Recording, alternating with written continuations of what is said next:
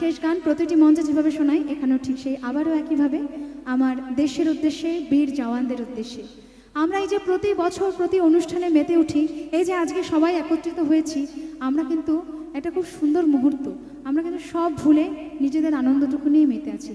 কিন্তু সেই বীর জওয়ান যারা রোদ, ঝড়, জল, বৃষ্টি কোনো বাধে মানে না তাদের, শুধু পাহারা আর পাহারা, যাদের কঠোর নিরাপত্তার অধীনে শুধু আমরা থাকি, আমরা তাদের জন্যে প্রতি রাতের নিশ্চিন্তের ঘুম ঘুমোতে পারি, প্রতিদিনের চলা ফেরা সব কিছুর সাহস তাদের জন্যই কিন্তু আমরা পাই।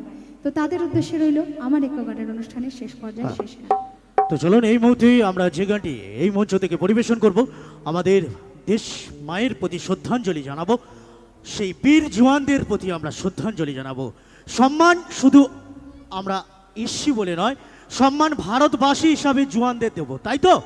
তো এই মুহূর্তে আমরা যে সমস্ত জওয়ানদের হারিয়েছি তাদেরকে আমরা শ্রদ্ধা জানাবো। এই মুহূর্তে আমাদের কাছে ক্যান্ডেল অর্থাৎ মোমবাতি নেই, কিন্তু বেশিরভাগ মানুষের কাছে আমাদের অ্যান্ড্রয়েড সেট আছে, তাই প্রত্যেকের কাছে আমার করজোড়ে অনুরোধ, প্রত্যেকের মোবাইলের ফ্ল্যাশ লাইটগুলি জ্বালিয়ে দেবেন, প্রত্যেকে একসঙ্গে একত্রিত হয়ে। এই সম্মান শুভঙ্কর নিয়োগী আজ ঘোষণায় আছে বলে নয়, এই সম্মান মোনালিসা দাস আপনাদের সামনে দেশাত্মবোধক গান পরিবেশন করছে নয়, সম্মান ভারতবাসী হিসাবে ভারতের মাকে আমরা জানাবো, তাই তো? কি জানাতে পারি তো নাকি? কি বলেন আপনারা, জানাতে পারি? তাই আসুন সকলে মিলে প্রত্যেকের মোবাইলের ফ্ল্যাশ লাইটগুলি জ্বালিয়ে দেবেন।